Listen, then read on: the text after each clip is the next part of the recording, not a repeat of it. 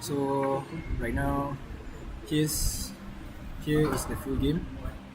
As you can see, this is the start menu. Then I will start the game. So here, as you can see, this is our player HP.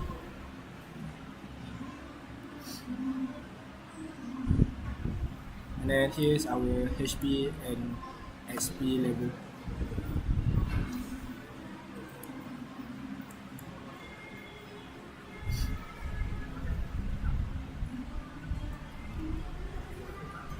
As we hit the enemy, we will gain XP point, so we can level up. As we level up, we gain our full HP, and then we also gain attack boost, so that the attack will be high damage.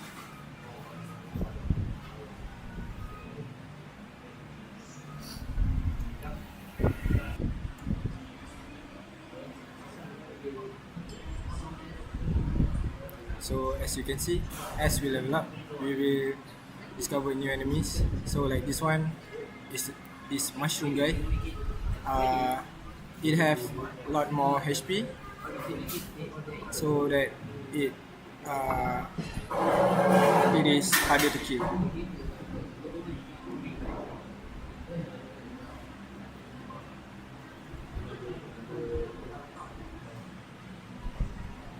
So as you can see, now we have a new enemies called Ghost.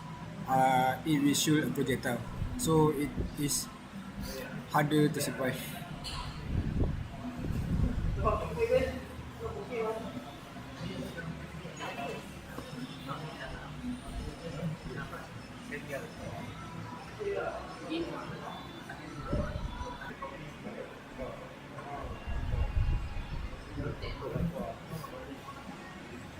So here is the boss. The boss is already incoming. So as you can see, here is the boss. You just need to kill the boss. Okay, so there you go. So I already killed the boss. It's pretty easy. You can do it. So if you want to restart the game, you can always restart the game. Or if you want to go back to the menu, then you also can quit. So that's all for the gameplay. Okay, so for my part, I'm going to explain how we implement the compositions in proper code. So basically, we apply the composition in 6 classes. So the first one is bullet. Use the animation class to create an object for A. So it allows us to use the methods in the animation classes, as bullet requires the animation to display the bullet object. So that's it for bullet classes. Now let's move on to the enemy data file. So in the enemy classes, we also use animation classes as well to create an animation object called A. We put it in the protected field, and enemy also requires the spawning system to spawn the enemy. So also use the spawn system classes to create an object for S. So it allows us to use the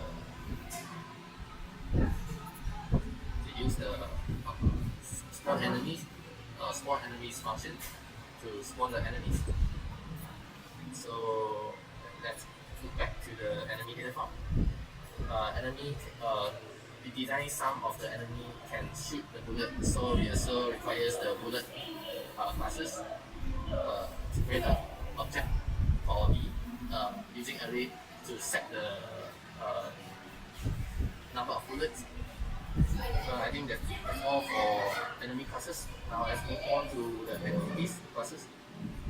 So in entity classes, we only use the collision system to create an object for C to check all the check whether all the entities collide with each others.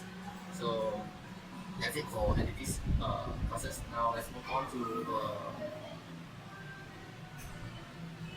the menu. So in menu we only need buttons, classes to create button object so that they allow the user to interact with the system. So that's it for menu header file. So let's move on to the player header file. So in player classes, you need animation object. We also put it in the protected field. While in the public field, we have the bullet as well as bullet is the main mechanics of a player.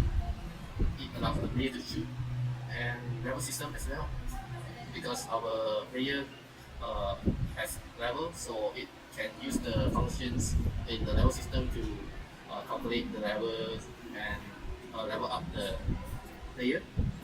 And we have the input classes to create an object called I to get the input from the user to allow it to do anything. And we have the cursor classes to create an object called CU to basically to allow the user to aim and shoot the enemy. So that's it for the player classes. Now let's move on to the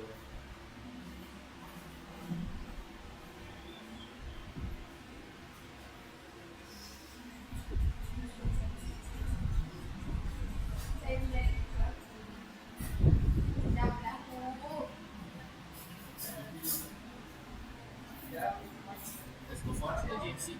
So in the game scene, we have player and enemy. Oh, sorry.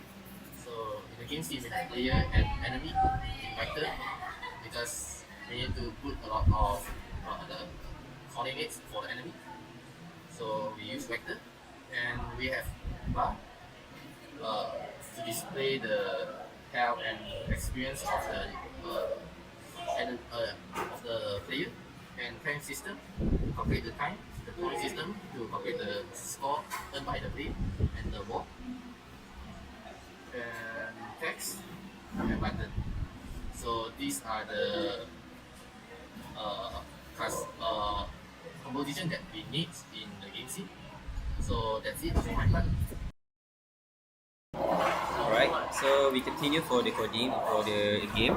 So we start for animation. So we can see class animation inherited with a public UI. So for the bar, also inherited with a public UI. Bullet inherited with a public entity. You can as we can see the coding. For the button, also same with class button with we have inherited with a public UI. Collision system, class collision system inheritance with a public manager. So for the cursor, class cursor also same inherited with a public UI because public UI is the main program that we want to use. So for the enemy, class enemy inherited with a public entity, and the class entity. Alright, for the game manager is we have inherited with a public system, so connected with a system. Game sense, we have to connect with a public sense. So this is input is we need to connect the inherited with a public system. Label, class label we need to inherited with a public manager. Menu we need to connect it with a public sense, like restart, continue. So this player also we need to connect it with a public entities like enemy. Point system also connected with little public managers. We need to connect to the game manager, that also game manager will show the points. class scene we connected with a public system, sound system with also connected with a public manager, inheritance. So this system, the main system that many class connected with the system. So for the text, we need to connect the inheritance with public UI. The, for the timer system, class management system, we need to inherit with a public manager. So this is a class UI. So class UI is very important that all class with we have a inherited with a UI. If we don't have a UI, we cannot make a program like make a game, because a UI is controlled almost all the code. So for the wall, for class wall, it's connected with a public connected inherited with a public entities. So it's all for me to explain about inheritance for the coding for my group project. That's all for me. Okay, hello. So, my name is Gary. Siang. So I will be explaining how we implement polymorphism for our game, basically. So for first of it is in our scene object we have a pure virtual method for update scene, which we can see here, virtual void update scene.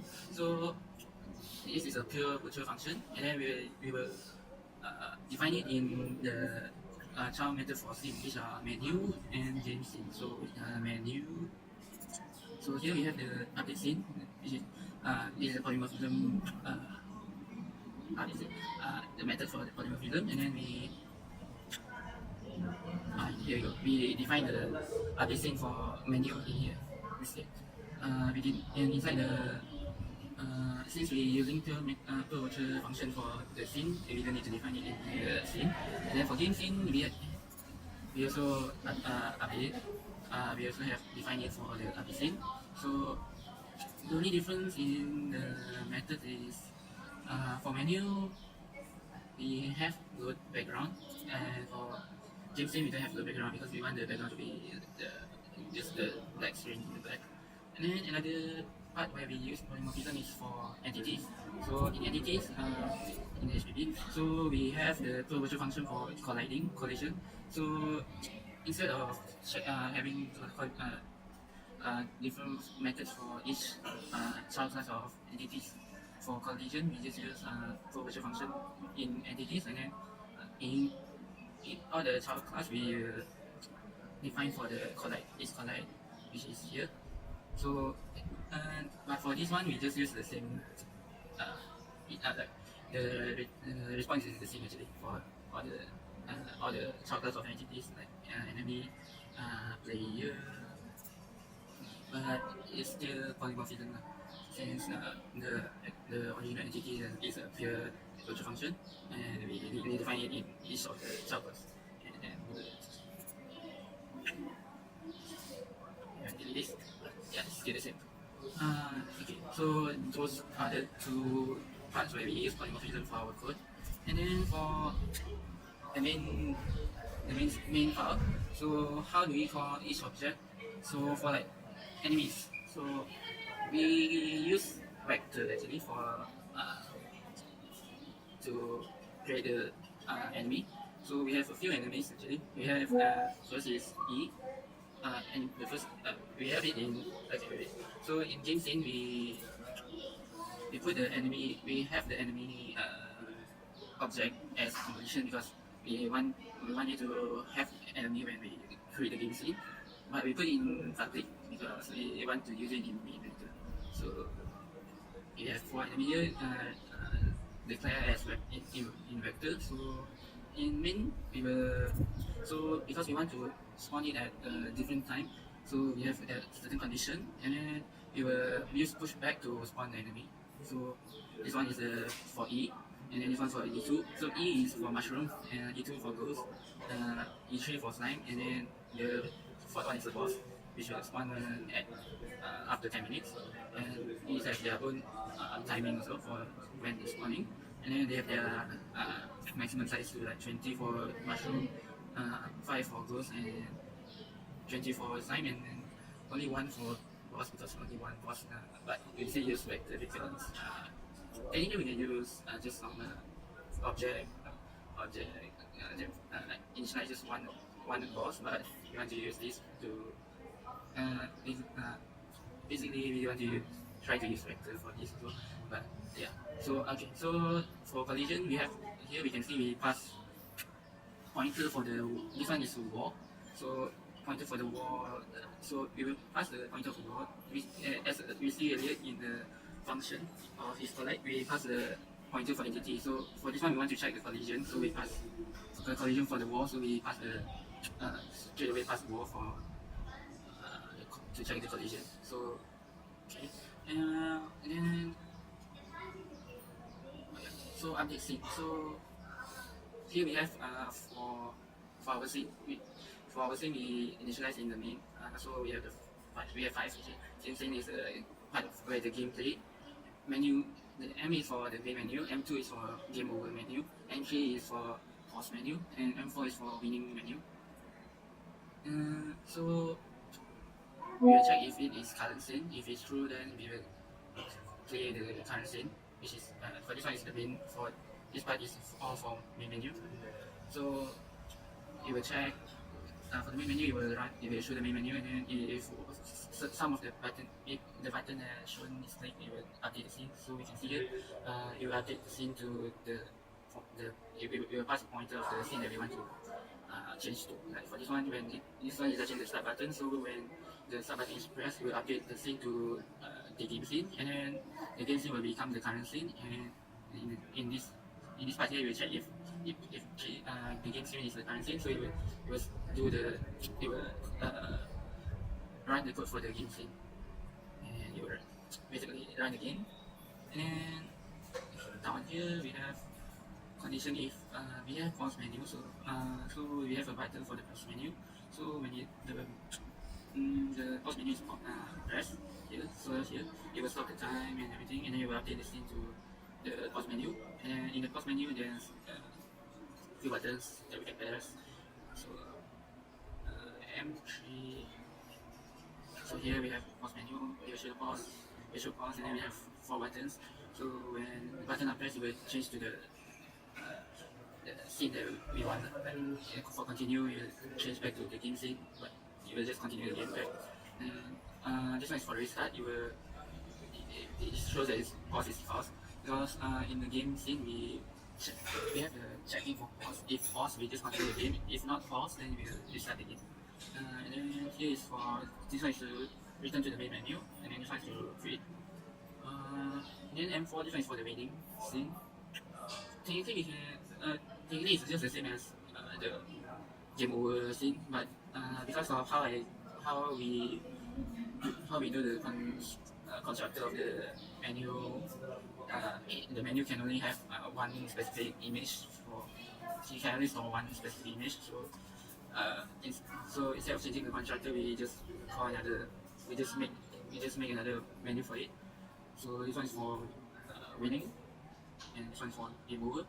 But the buttons are all, the button in both states are actually just the same function. So and both states will also show the level point in time. And this one is the main menu. This one is the main menu. Sorry, this one is the game scene. Is it? Yeah, this is the game scene. So it will update to the whichever scene that if the boss is dead, means that they win the game. It will update to the winning menu. And if they lose the game, they will show the game over menu instead. So that's how the menu works. And these are all how we handle the game, like how the EXP increase, how the HP decrease, how the HP increase, how the point increase, and how to when to display the player enemy and others. So yeah, and I think that's all for my part, which is polymorphism and explaining the main for Okay.